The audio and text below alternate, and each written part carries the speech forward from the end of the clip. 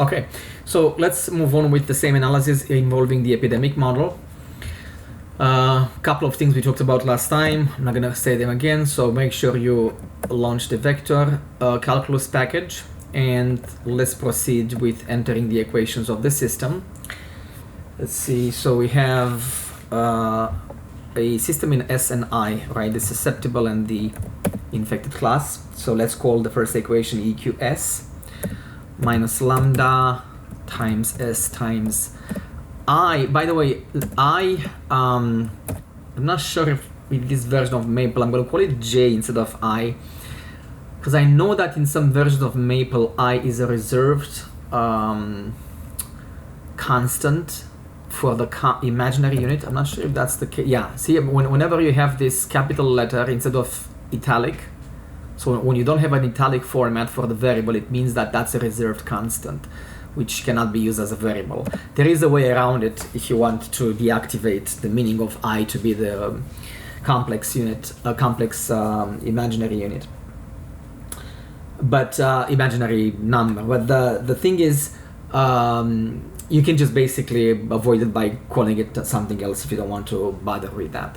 So let's call the infected class J, and then plus alpha times n minus S minus J, and then the equation for J, basically, which is the infected class lambda times S times J minus the recovery R times J. Just like before, let's solve for the equilibrium values with Maple.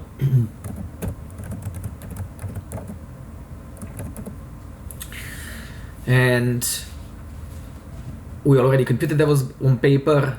If you are not happy with what you see here, remember you can always highlight, copy and paste. That's weird. I guess alpha remained with the previous value.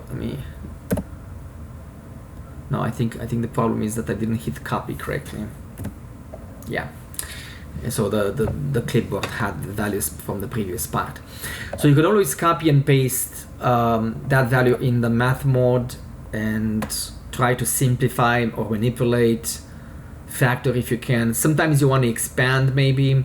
So check the contextual menu and see if you have any command that is useful to you depending on what you try to do. In this case, I'm happy with the way it is. This is the more simplified form, so I'm going to leave it like that. Let's do the Jacobian. So the Jacobian of these two equations.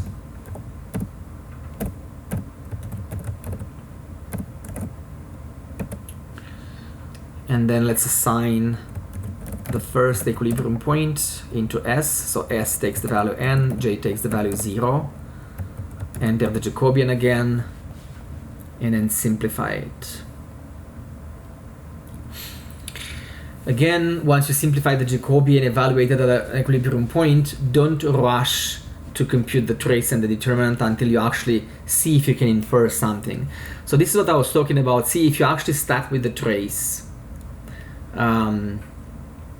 standard operations trace, and then let's say you also put the determinant.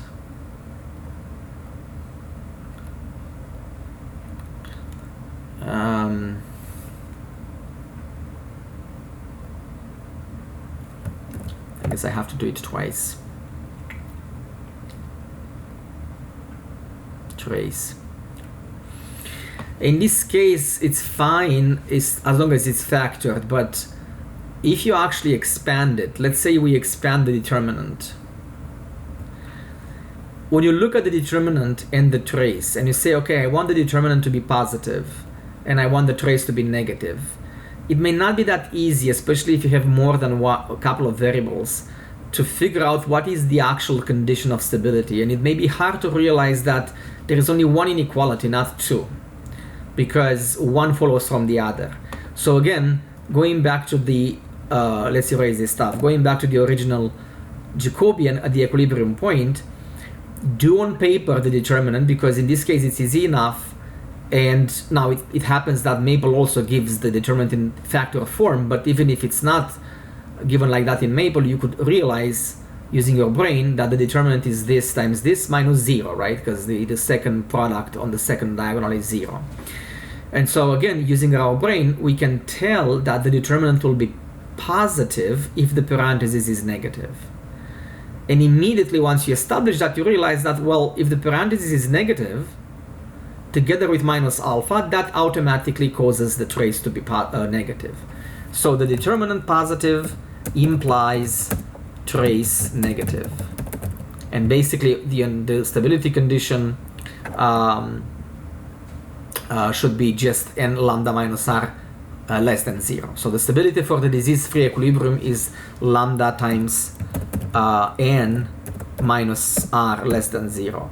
And then you'll have to use again your brain and on paper to rearrange this in the reproductive number form. Maple doesn't know what the reproductive number is. You need to manipulate the terms so that you write it down in the format required,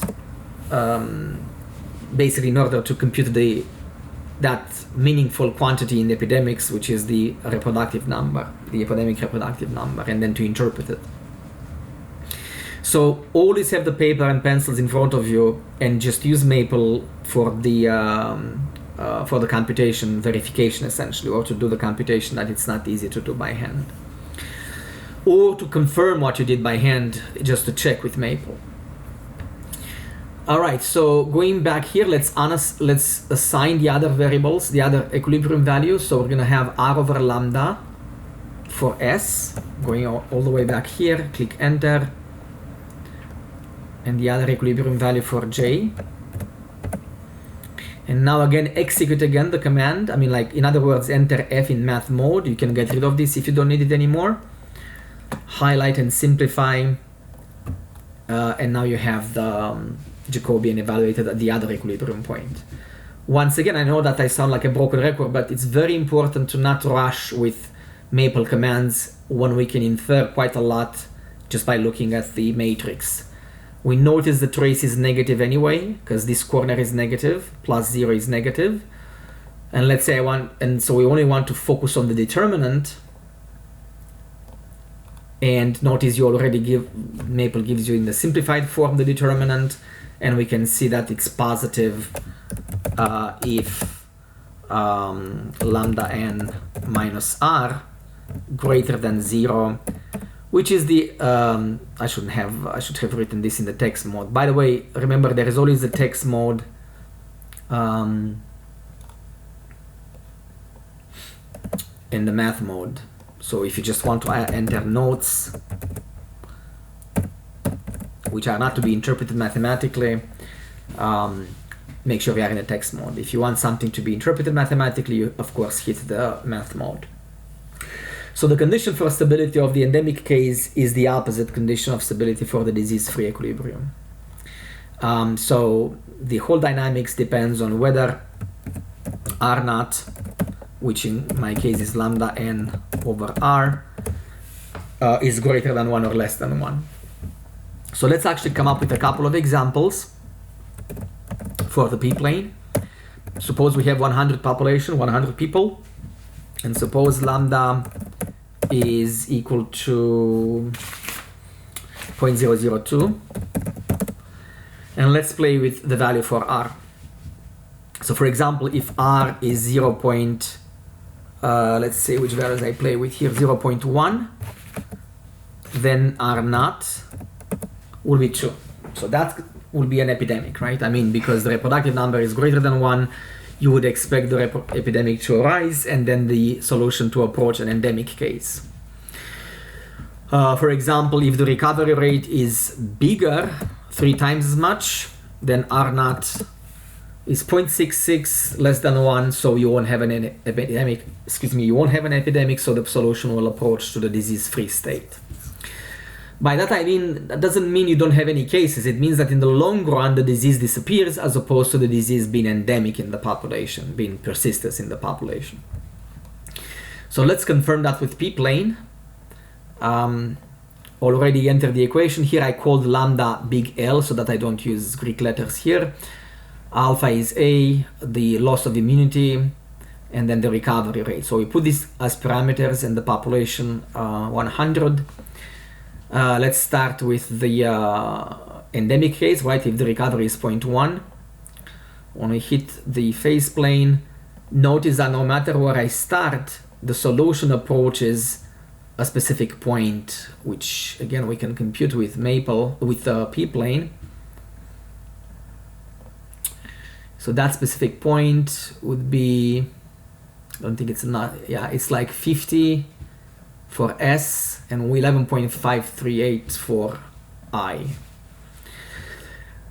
We talked about, if you remember, what's the influence of A, the loss of immunity? Well, the greater the loss of immunity is, so the higher the rate of transfer from recovered back to susceptible, the more infections you have in the population in the long run, in the equilibrium point. So for example, if I put here a huge, a much bigger, let's say 0.8 loss of immunity, you will see that this point will shift upward, right? Because now you're going to have more infectious individuals at the equilibrium value. What was it before? I forgot what was it, like 0.3? No, I think it was 0.03.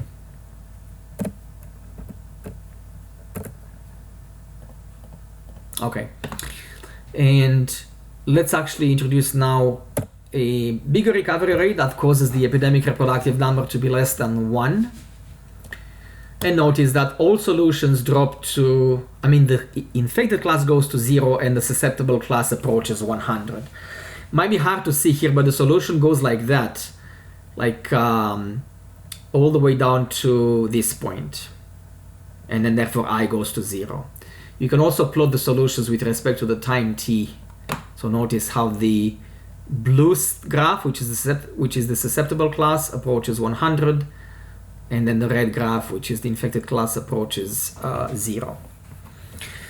So this confirms basically that point lambda n over r is the threshold quantity around 1, right? when that's greater or less than 1 dictates whether the disease persists or disappears. So with that, that's it for the material of this week, and I'll see you next time.